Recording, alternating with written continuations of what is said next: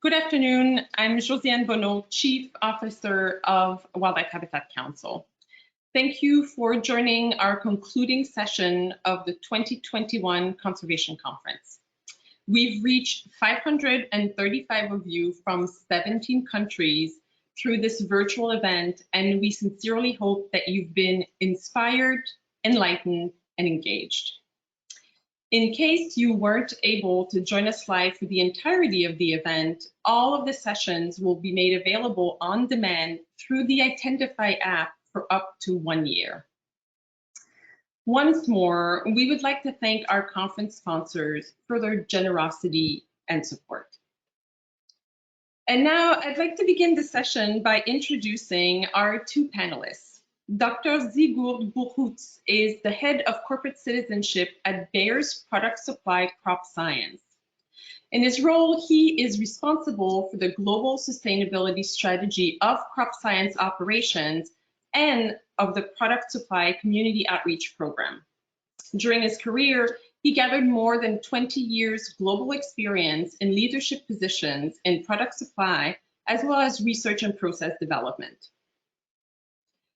As Senior Vice President and recently named Chief Sustainability Officer for Waste Management, Tara Hammer has responsibility for all operations, for strategy setting for the growth of the company, and for shaping its interface with sustainability.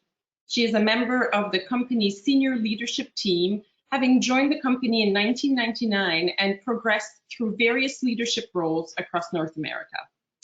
Welcome, Sigurd and Tara. Thank you so much, Josiane. So nice to be here.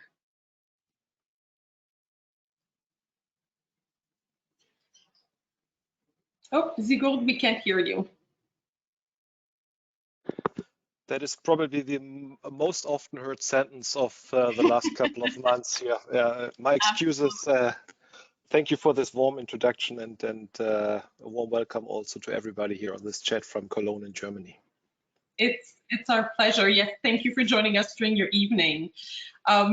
So let me first start by saying that there is a special reason and a not so secret reason why Tara and Sigurd were chosen for this panel, and it has something to do with the presentation of our final WHC awards for the year. First up, it is my pleasure to present the WHC Award for Employee Engagement to Bayer. This award signifies excellence of a company's involvement in conservation through the sheer force of its employee teams who participate in its conservation activities. Bayer reported an impressive number of employee hours dedicated to planning and implementing conservation and education work during this certification cycle. Bayer employees have put in an average of over 5,000 hours per year across the 20 programs that applied in 2020, and that includes a pandemic year. Sigurd, congratulations. Would you like to share a few words? Yes, thank you, Josiane. First of all, a big thank you, and I must say I'm really honored to receive this award here today on behalf of several hundreds of truly engaged employees. Very honestly, I cannot say how many of them are participating in this program since 1993 already, since we partnered up with the World Wildlife Habitat Council in doing those certification programs, focusing very much on collaboration on the site level for everything that we do there on a local biodiversity uplift around our sites. And I think what thrills me and our employee most is that this is a unique chance to always raise awareness on ways we can all take actions and how we can share this within our communities. And I mean, specifically for us at Bayer Crop Science, biodiversity means really a lot, because we cannot neglect that the agricultural industry has an influence on biodiversity. And in order to raise awareness and also while we are preserving, it is for us very important to do credible and recognized conservation actions around our sites.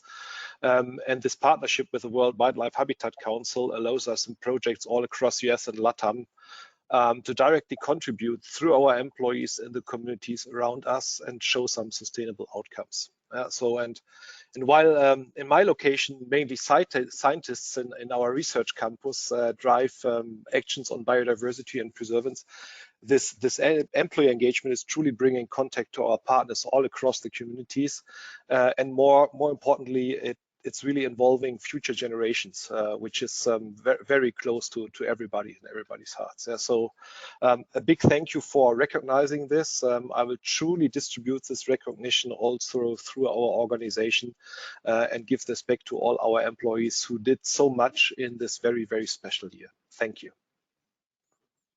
You're very welcome, and we've been working indeed with your employees for a long time, and they're deserving of this recognition. Next, the Corporate Conservation Leadership Award is presented to one company honoring their overall achievement in conservation efforts and signifies an exemplary level of corporate commitment not only to biodiversity, but to conservation education and meaningful alignments with global conservation objectives. Past winners have included Cemex, Bayer, and DTE Energy. And by now you can probably guess who the recipient of our final award is. Within this past certification cycle, Waste Management received conservation certification status for 32 programs with a combined total of 72 qualifying projects. And these projects are aligned with a corporate commitment to conservation themes, such as awareness and engagement, grassland, wetlands, and avian conservation. And the projects also speak to the company's dedication to large-scale initiatives. And to name just a few, their programs align with the EPA Pollinator Protection Strategic Plan, the Fish and Wildlife Services Stevens Kangaroo Rat Recovery Plan, the Partners in Flight Land Bird Conservation Plan, and multiple other state and county level wildlife action plans. So with their total overall 75 programs located across 24 states and 2 Canadian provinces, I want to say congratulations to Waste Management for receiving the 2021 WHC Corporate Conservation Leadership Award. Tara, we are so glad you could join us today to accept the award. Thank you so much. And first I want to pause and just congratulate the Bayer team, because that's an astounding achievement when you think about what everyone had to contend with COVID, and that employee engagement level is just unparalleled. So congratulations to you and your team. And on behalf of the entire Waste Management team, want to thank the Wildlife Habitat Council for this award. You know, when I reflect on all of the different locations that we have across the US and Canada that are participating in these programs, what I'm struck by is how there is this sense of a broader community to focus on biodiversity efforts and conservation, but at the same time, how so much of what they do is really tied back to the local communities that they serve and understanding the individual needs. If you look at the projects that we have underway, and you mentioned a few, you know, pollinator projects, wood ducks, grasslands, every single one of those has a strong connection to the communities that we live and work in, and how we engage with those communities on making these project partnerships so strong. Before I moved to Houston, Texas, I lived and worked in Pennsylvania and had an opportunity to participate directly in some of these projects in Fairless, Pennsylvania. And it's just astounding the impact that a few people can have when they rally around a cause. And you see that across all of the projects in the Waste Management Network. So for those that are out there from the Waste Management family, I want to thank you for what you've done each and every day to make this award possible. And I know we're not going to stop here. I look forward to seeing what we're going to do in the future. Thank you so much, Tara. For everyone in the audience, at the very end of this session, we have a wonderful short video representing Waste Management's work. So please do stick around until the end for that viewing. So the time has come to move into our discussion on the integration of biodiversity and conservation in business. So to provide us with some context, I wanted to start by asking each of you to give us a bit of background on how biodiversity efforts were started within your company and where they stand now. Tara, would you want to start us off today? Sure. You know, I think at its heart, we kind of have to go back to who we are as a company. And one of the things that I like to say about waste management, it's very true, is we make living in cities and communities possible by the work that we do each and every day, keeping communities clean and safe. But there's a connection to how we use our land and what type of stewards that we are when it comes to resource conservation.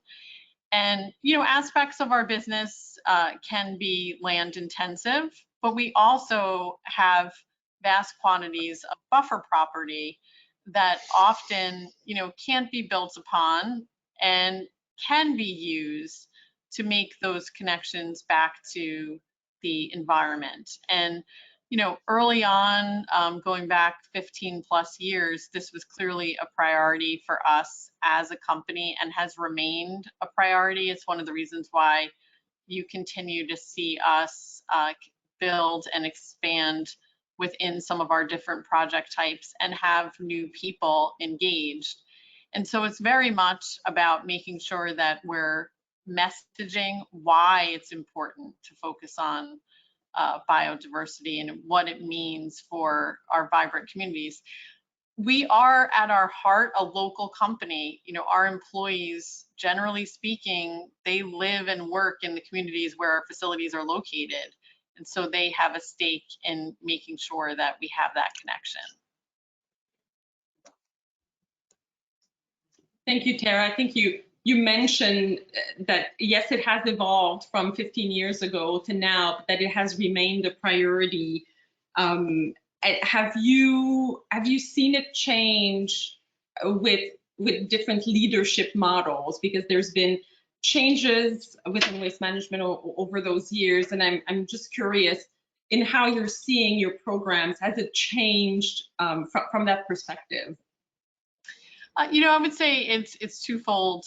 One is you have to have clear support at the top, but you also have to have a bit of a grassroots effort within our facilities. And you have to have those champions at our locations.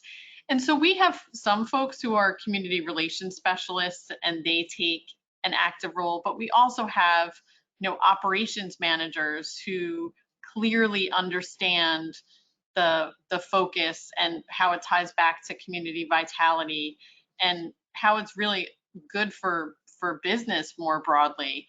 And those examples are fantastic to see. I think a couple things that we've learned along the way, though, is you can't just have one individual who's focused on this at the project level, because if that individual leaves, then you lose that momentum going forward. And I think that's something that, like any company in this webinar, you've probably seen that, and that's a key learning, making sure that you have a number of folks at the project level who are engaged. Great. I think you're hitting right at the topic of our session today, which is trying to integrate into operations to avoid that loss of program. Sigurd, how has biodiversity started within Bayer? Well, actually, biodiversity, I would say, is the base for our business. Our farmers, they depend on a vibrant, biodiverse environment, and while we profit very often of it, if you just think about pollinators, for example, on the other hand, we have to solve a paradoxon of feeding an even growing population with a higher demand on living and nutrition standards and providing them with safe and secure foods, while not overstepping natural boundaries. These are boundaries such as the climate discussion that we're having, and also the impact on habitats, if you think on topics such as deforestation or large monocultures, etc. And this is the reason why our company was engaged in this topic ever since I can remember, or since I'm with the company. And And you ask, has this changed? Yes, it changes because we are learning a lot. We are scientists by heart. We are learning this, and we're trying to give this also back as knowledge into our communities. And as Tara just said, a lot of our people are farmers, and they are working as farmers, and they are strongly connected to the community. And with that, making an impact locally and showing how little it often takes to mitigate effects not only of farming itself, but of bigger topics such as climate change, securing habitats, securing the population of insects, of soil health, etc., is very crucial to us.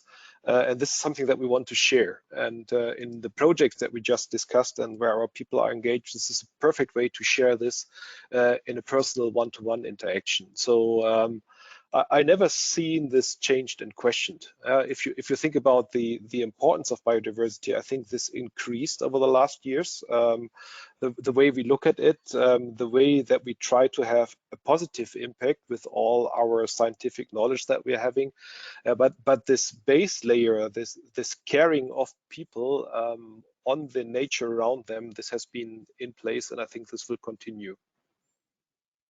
Would you say that because the benefit is a global impact, right? Local actions, global impact, is that one of the reasons why it has been fairly easy for Bayer to implement biodiversity programs in the United States, but also in South America under the same approach because of that one global need?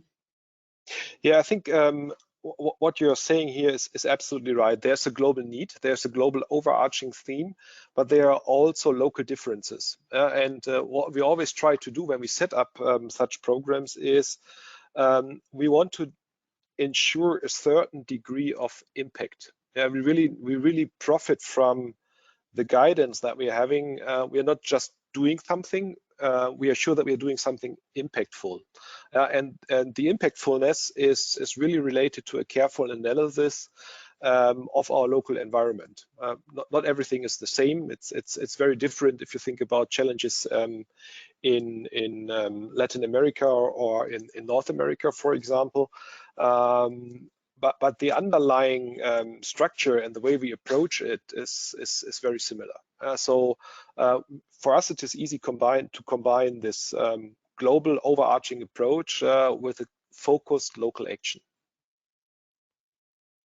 Another way of maybe thinking about the integration of biodiversity into operations, we've talked a little bit about how it varies throughout the regions, and maybe it doesn't so much vary.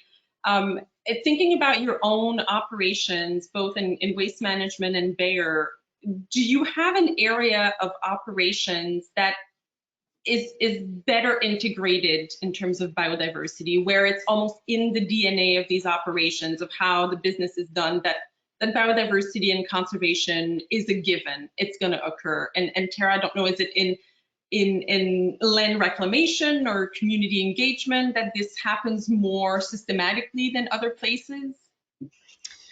You know, the one example I would use within our business is it's specific within our landfill line of business, but when we're closing our landfills. So often we're closing a landfill, it's come to the end of its life, and we have a really robust community participation process where we're thinking about how are we going to return that asset for community use, and it could be a 20 to 30 year roadmap in some situations. And those are great examples where we are planning on returning that resource, and it is a resource, to the community, and biodiversity is a pivotal element of that. And you know, historically, at least within waste management, we've had a lot of our facilities that have Wildlife Habitat Council certification at landfills. They've been in more rural environments. And what's interesting, we've seen a pivot and a lot more urban environments get involved where we wouldn't necessarily make that connection, but I think there's an emerging connection when we think about community vitality and community garden. So I think it's taking those connections that are obvious within our business, and then it doesn't mean that they don't exist other places, but making sure that you're unlocking that potential. And so, you know, we have examples where community members didn't have access to the waterfront. We might have a facility that's located on the waterfront, and so we wanted to provide them access, but have a meaningful project and program that we could run in concert with them to drive greater habitat and biodiversity. And you know, there's a great example where you're making that connection back to the land and the natural resources and the community as well. So there's multi-benefits then emerging from one project, one facility, one stage of the life cycle of your operations. Exactly. I'm curious, is crop science ahead of all the other business units in Bayer when it comes to biodiversity? Well, maybe yes, because and it's a little bit unfair when you talk to about our other divisions like consumer health and pharma, because also their impact when you think about manufacturing is much smaller, to be very honest. But this is also linked. So what you're actually targeting here is a very broad range. I mean, we of course start in our communities where we're working closely together with the farmers, because there you experience biodiversity much more. But it's very interesting to see how many of our chemical sites are actually also certified in those programs and have habitats around where we do a lot of educational things and show to people also how much you can do even in an urban environment. And this links, of course, based also on our company mission, health for all and hunger for none. This spreads, of course, also to our other divisions. And where we are united is when we even look up in our supply chain. So I'm not targeting real projects here, but we are discussing at the moment, for example, how can we reach out across our supply chain, work together with our suppliers, and ensure that we really go for preservance also in that area. So I see this developing. I see this becoming a very important topic for each company.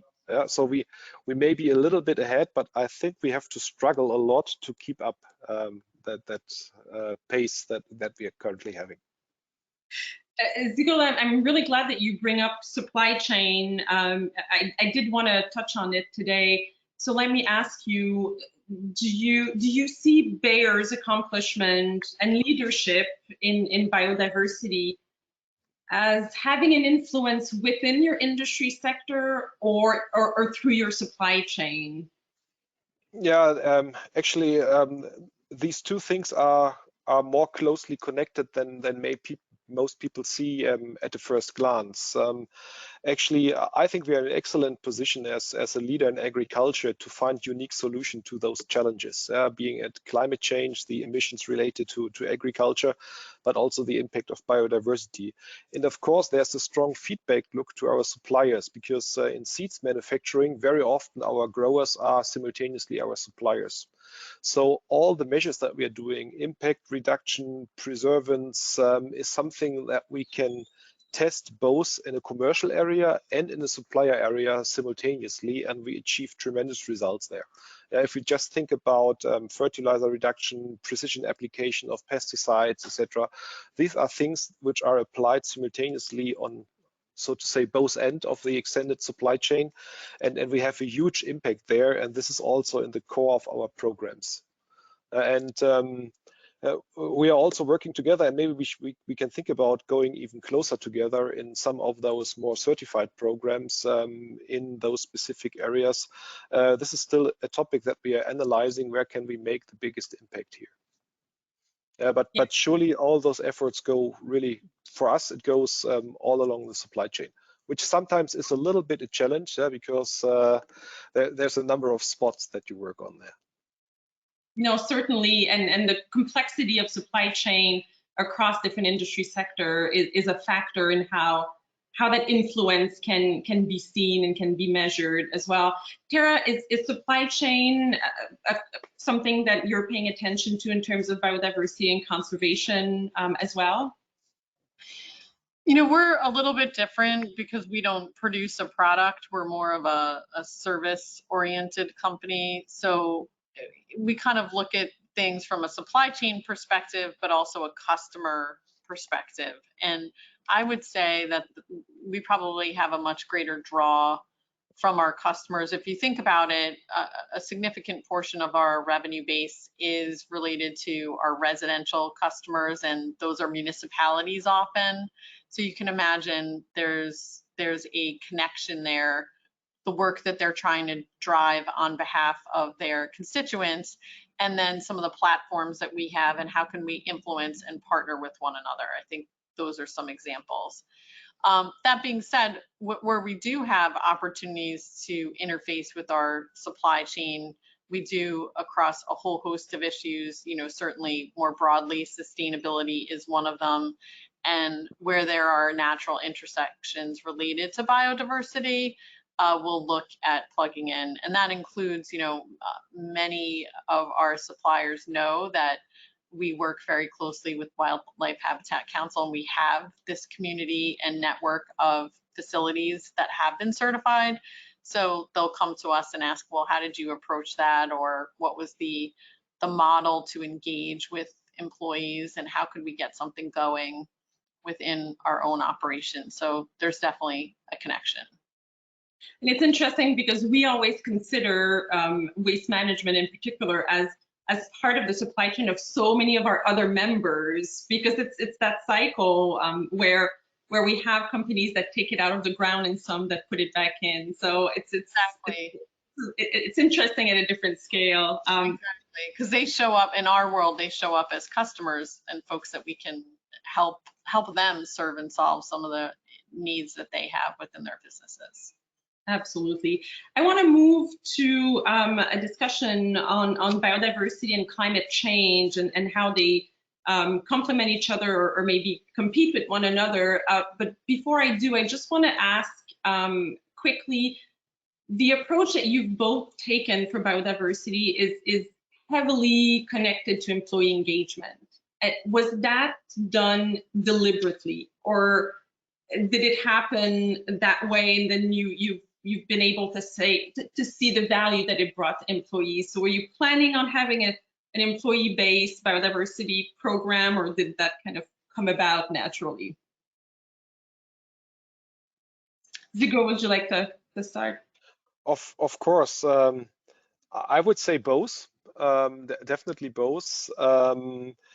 You always have people who engage into that topic, and what I find is that sustainability nowadays is something which is close to the heart of everybody. So it's very easy to engage in that topic. And as we just started this very interesting conversation here at the beginning, biodiversity is also something that you experience very local. This is the reason why in some areas we focus on the monarch butterfly, for example, and other types of examples. And in other areas we look into something different. And we do so because people see that something is worth preserving in their area, and this is what they care about. And if you have this positive energy in the employees, it's easy to channel this into those meaningful actions. Of course, we are a little bit driven by the purpose of our company, which is strongly related. But this strong local effect and this local people engagement makes it easy for everybody to engage, and this also resonates with all our partners in our communities. They go hand in hand, it seems, for your company. Tara, was that an outcome, the employee engagement, or an intent? I don't know if it was as intentional as we would like to believe it to be, but I would say it is a fantastic and wonderful outcome that has come out of all of these programs. Because when you are working side by side with someone in an outside of work way, because you know these are volunteer hours, you know, folks want to do this work. And when you're working alongside, your peer, could be somebody that you don't work with each and every day. It strengthens employee relationships. You learn a little something about somebody that you didn't know anything about. You learn about the business as you're engaging. And so there are all of these different factors that have come out of these projects that we didn't necessarily know or understand, but have been phenomenal success stories if you go down the list. We tend to keep track of some of the benefits that are reported by the companies we work with, and employee engagement is often one of the top ones, closely followed by sustainability and permitting and some of these additional benefits. So I wanted to talk about biodiversity and climate change. So one of the challenges that we see right now is biodiversity and the sixth extinction, so biodiversity crisis being very important, but we also see a lot of attention and resources invested into climate change, both very important. Do you see a future in which your biodiversity programs might be mirrored for a purpose of climate change adaptation, or do you see them somehow merging into some of the efforts that you're doing using nature-based solution perhaps to address climate change challenges? Tara, would you like to start? I think definitely the latter. I do think it's interesting though, there's been less conversation, frankly, about biodiversity than climate change and decarbonization and the circular economy. Those seem to be themes that are front and center, and you can't open your email inbox every day without seeing some sort of article or snippet on those subjects, and you're not seeing as much related to biodiversity. I think that's just reality of where we are today. Now, that doesn't mean it isn't important and there aren't natural intersections between the two. And that's where I think we have to do a better job of making the connection between climate change and biodiversity. At the end of the day, every company, every municipality, every government has sustainability goals, and those sustainability goals go beyond decarbonization. That's just one aspect of it. So making sure that we make the connection, and so for us, because we do have all of this buffer property in many different locations, we've been thinking through what could we potentially do with reforestation or other habitats to deal with some of our own carbon. And I know other companies are looking at the same thing. And maybe there are other opportunities outside of the space that we operate on or own ourselves where we can engage. So I really do think that they're interrelated. They're just not talked about as much in an interrelated way as they probably should be today. Thanks, Tara. Sigurd, you're established in Europe, so is the climate similar in terms of importance of biodiversity and the potential to merge some of the efforts with climate change goals? Yeah, I would echo a lot what Tara says. What you hear most about is climate change here in Europe. Also, we have intense discussion about decarbonization, and I think rightfully so. And this was also the reason why in 2019 we committed to very strict carbon goals for our company, to go for a science-based target and to become carbon neutral by 2030. The reason why we're doing this is also that we consider part of the large challenges for biodiversity also strictly connected to climate change. If you just think about shifting of temperature and the pressure that you give on ecosystems, just to give a farming example, if you harvest much earlier, then you take away food and you take away shelter from animals who live in those field areas. Yeah, these are things which are putting additional pressure on the ecosystems. And so for us, these two topics are highly interrelated. But of course, the company also has to focus. Yeah, so we are focusing on the moment also for the externals, maybe a little bit with visibility on climate change, but we never stopped this clear engagement in biodiversity, and moreover, we are trying all those measures how to mitigate this and integrate this. So I see these two things really going seamlessly into one each other. There are other factors affecting biodiversity, of course, than climate change, but you cannot separate in between those two. And this is the way that we are approaching it, also from a scientific base and a future product development base. So I would say these two things are merging much closer together. So do we foresee more conversations on biodiversity coming out of the coming years, or are we talking perhaps decades in terms of a rise in importance when we're opening our emails, when we're looking through the papers? Any thoughts? You know, I think it's interesting, and I wish I could remember off the top of my head. He's a famous general who talked about his #1 sort of risk that he's tracking is climate change, and it was really because of the mass migrations of people that could occur if we don't get climate change in check.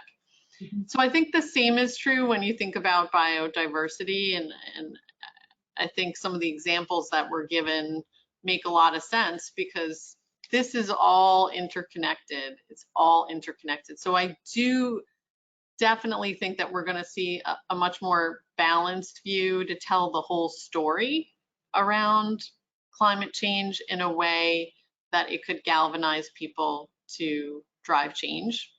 And biodiversity is a key piece of that. Mm-hmm. Yeah, I fully agree to what Tara just outlined. These two things are interconnected, and I expect that we will talk much more about biodiversity because we will see more and more impact of a changing environment. We have a growing population, we have we have growing cities, we have less habitats for any kind of species. So there are a lot of things that we need to act. Not all of them are related to climate change, but the majority will be induced by climate change related stress. So I see this as a topic which will constantly gain of importance and relevance over the next years, if not decades. That's encouraging. There was a discussion earlier this morning in one of the sessions where it was explained that perhaps 15, 20 years ago, in meetings about corporate conservation, we often had the EH&S representative there, and then sometimes legal, right? Because it was proactive or to mitigate certain situations. And then we started more recently having the sustainability representatives in the room, taking part in strategic discussions about biodiversity. So is sustainability and to an extent, the ESG ratings maybe the pivot that will allow biodiversity to be further integrated into operations in a lot of companies and not just in your sectors? Tara, do you have insights on that role that ESG is playing in that sphere? Absolutely, I think that's absolutely a factor. If you think about how the world is being framed and how corporations are being asked to respond, and really looking at a stakeholder view. And when you look at a stakeholder view, you know, for us, our communities, our customers, our employees, I mean, those three are at the epicenter of what we're trying to do with conservation. So I absolutely think that it really is beyond, you know, sort of the health and safety segments, and that in my new role, just having been named Chief Sustainability Officer, I mean, I think that says a lot about our focus and my role. Quite frankly, it's not a traditional Chief Sustainability Officer that's looking at internal metrics. It's looking at internal metrics, but also how do we use sustainability to grow our company, given all of these broader mega trends that we're seeing outside in the world. And if we can make that connection between those broader mega trends and then community vitality and grow our business at the same time, man, we're going to be a much more sustainable company and partner where we can help many of these communities that are grappling with some really tough issues. You know, we operate in, like I said before, rural environments. We also operate in some pretty heavily urban environments that have their own challenges, and you know, we can engage in a way that probably we wouldn't have even thought to do, you know, even 5 years ago. Maybe all of those transfer stations are the answer to the biodiversity challenges. Sigurd, what about Bayer and ESG? Are those objectives interacting well with biodiversity and maybe have the potential to elevate the importance as well? Yeah, I would say a clear yes here also. Yeah, and for us, as I outlined, biodiversity is an integral part of sustainability, and I think Bayer, as many other companies, has realized that only a very sustainable business growth can be achieved if you really integrate sustainability into it. We cannot continue, and this is a new context. We cannot continue on the basis of a growing consumption of resources. And my role is also a perfect example for that. This role has not been in existence several years ago, and we have this embedded really truly in our organization, in the structure all across our divisions of Bayer. So I'm not talking only here about Bayer Crop Science as a division, but also about my colleagues at Consumer Health and Pharma. And we have this as part of the biodiversity position. We have integrated this into our strategy, and this is also something that we are evaluated at. And I want to add an additional perspective here, because as we are active in agriculture, so in the food sector in the widest sense, our employees are simultaneously our customers, and this is something where I would also, in addition to that very positive engagement that we are seeing, is we're getting peer pressure from inside. Yeah, so people want to see what is our impact, what is the impact of my work that I'm doing, what is the purpose that I'm doing. So I would say yes, this is integrated by stakeholders, by shareholders, by the NGOs we are interacting with, but it's also integrated to a large extent by our people, and this is a good thing. Yeah, it's one of the sustainability metrics, right, that is positive, that we can put our hands on, and that's accessible across the company and across the community as well. So I think that helps with the business case to engage in biodiversity. I want to ask one more question, and then we have some questions that have been submitted as well from the audience. There's been a lot of attention recently to ESG ratings and outcomes, and some of it not completely positive. Are you concerned at all that some of the scrutiny that is currently ongoing on the ESG will negate some of the potential for sustainability to drive a lot of the biodiversity actions and to recognize a lot of what your companies are doing? Sigurd?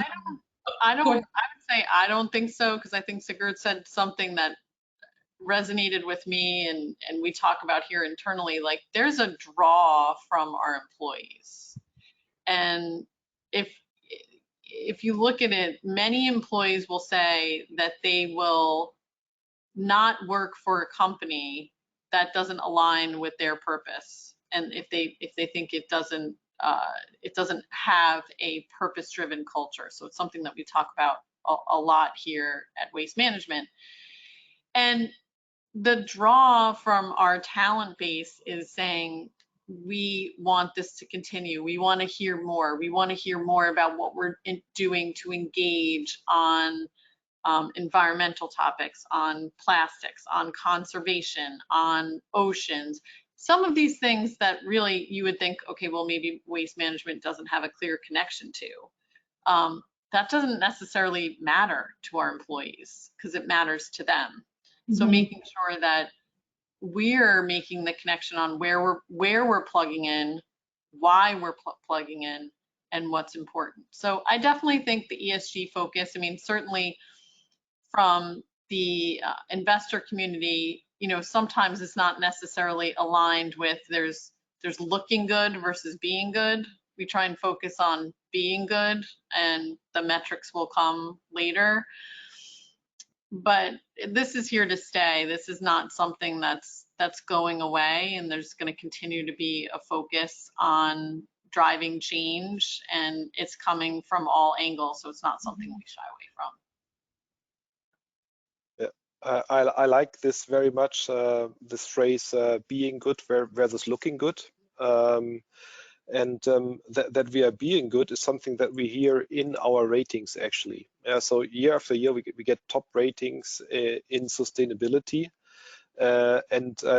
Once again, I can only fully echo what Tara says. We would not have access to top talents in agriculture and science if we would not be a company with a purpose. And now that this is quite a challenging thing that I observe. We as an agricultural company, we are under a lot of pressure and discussion. But I consider us as really to be part of the solution. So how to field a growing population and how to reduce the impact. These are very, very complex tasks and challenges that you need real experts to solve. And this is something that is seen by investors. This is also something seen by a number of representatives of politics. On the other hand, we cannot neglect those rightfully arguments of science where we have an impact, where we need to reduce, and this is something that we are working on. And I hope that I will see much more partnership and real positive challenging in those ratings in the future, rather than a confrontive discussion.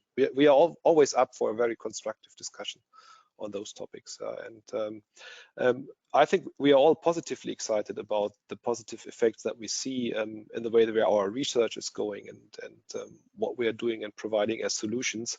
So very much as Tara said, there's a big purpose inside which drives people to something good.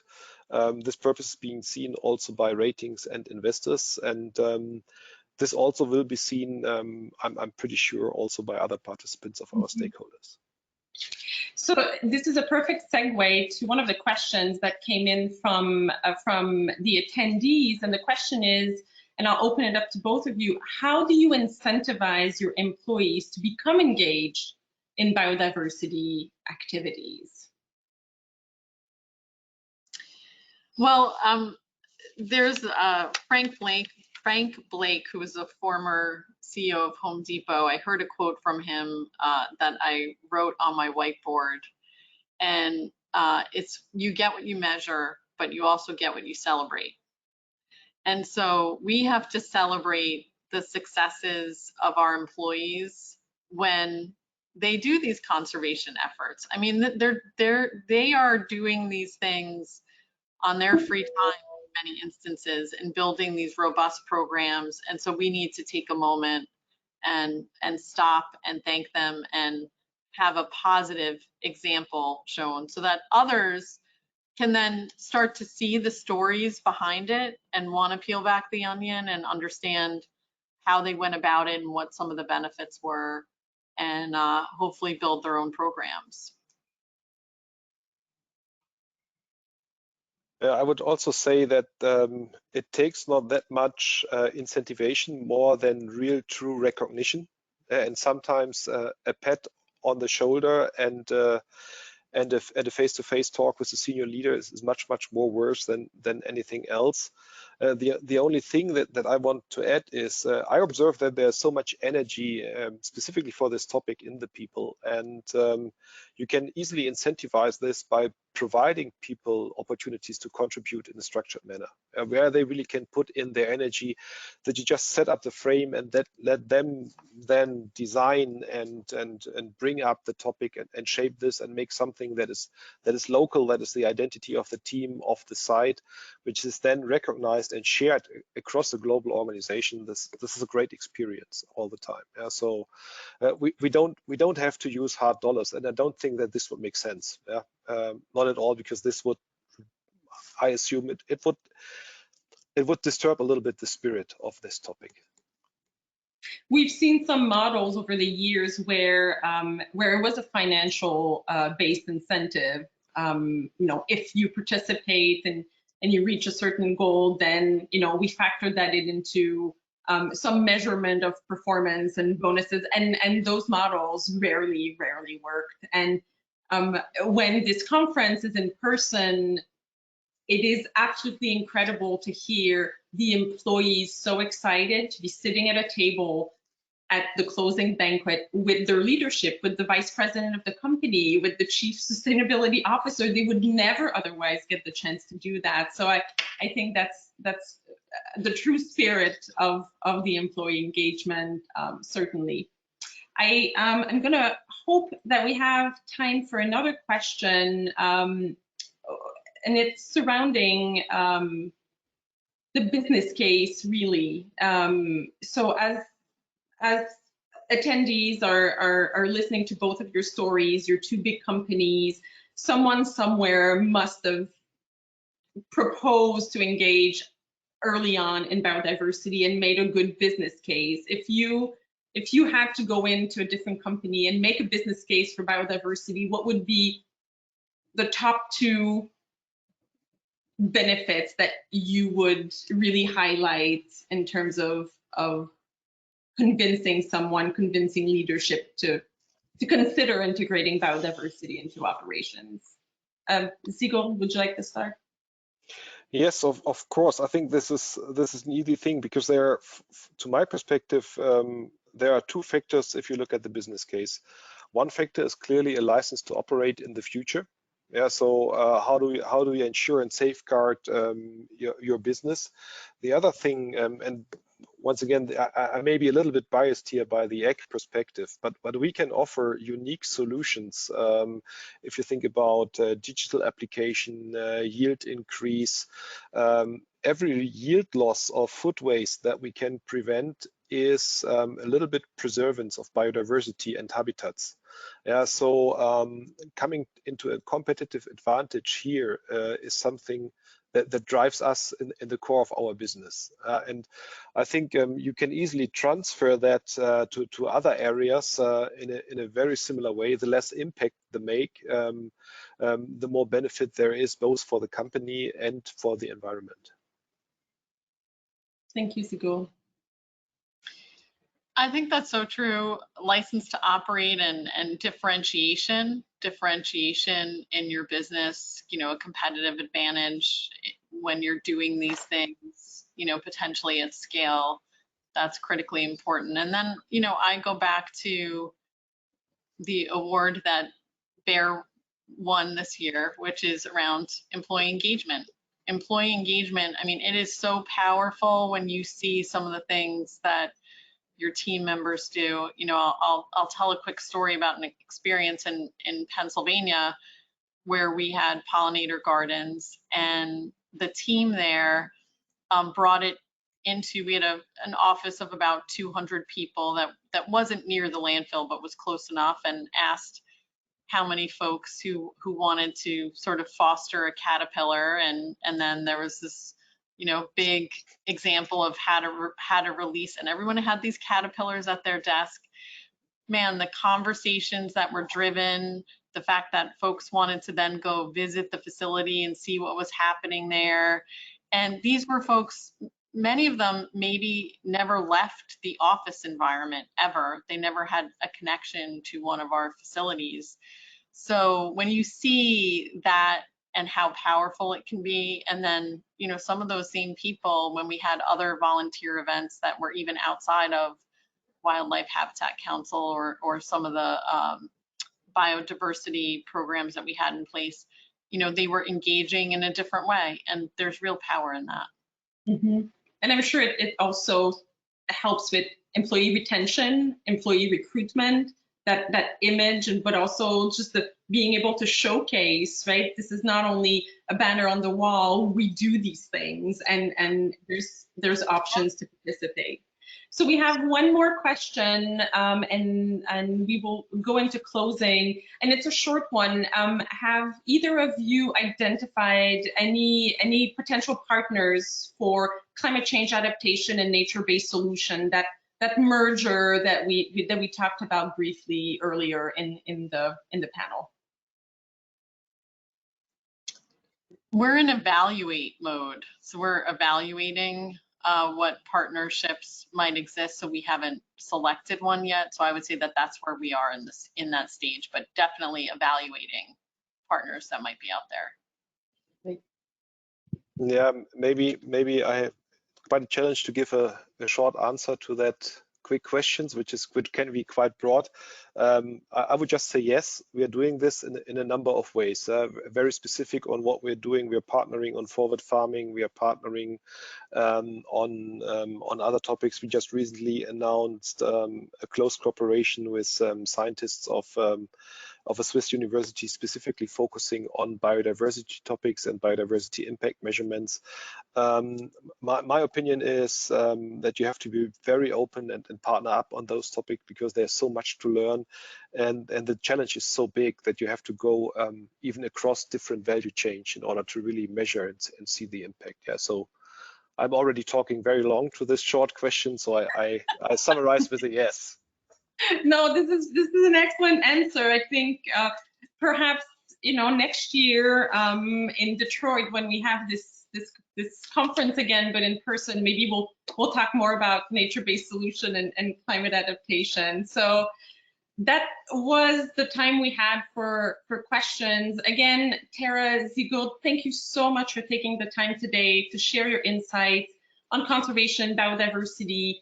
Employee engagement, I think, is the resounding topic for the conversation today. I absolutely have no doubt that your experience has inspired others on this webinar to consider positioning biodiversity as a strategic business asset, in any of the versions that we talked about.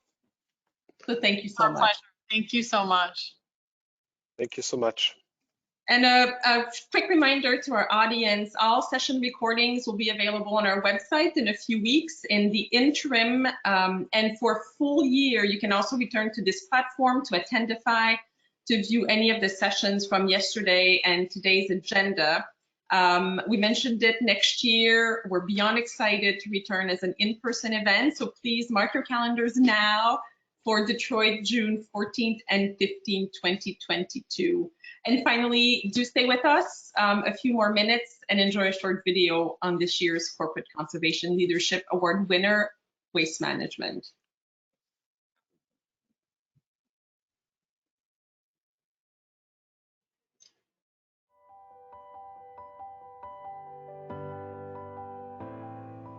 On behalf of WM, I'm honored to accept this year's Conservation Leadership Award, an award that celebrates a company's overall achievement in conservation and signifies an exemplary level of corporate commitment to biodiversity and education. The work we've accomplished at certified sites across thousands of acres over the past 20 years would be impossible without our team members and volunteers. Through outreach opportunities and partnerships, teams solve issues that are critical to the communities we serve. While projects look different from site to site, the commitment remains the same. Our team is committed to offering conservation education to future generations and our community. Our team is committed to hosting pollinator gardens to clean the air and accomplish fertilization, vital to the health and economy of the world. Here in Maine, our team is dedicated to offsetting emissions, promoting clean water, and mitigating the effects of climate change through sustainable forestry practices. Our team is committed to increasing the species diversity of native plants in our landscaped area to strengthen the habitat value of the site. Our team is committed to providing food, habitat, and roosts for local bat populations. As primary predators of night-flying insects, bats consume enormous quantities of agricultural pests, reducing the need for chemical pesticides. Our team is committed to providing access to environmental education for all ages. Our programs are designed around environmental state standards and allow students to gain knowledge while supporting environmental initiatives.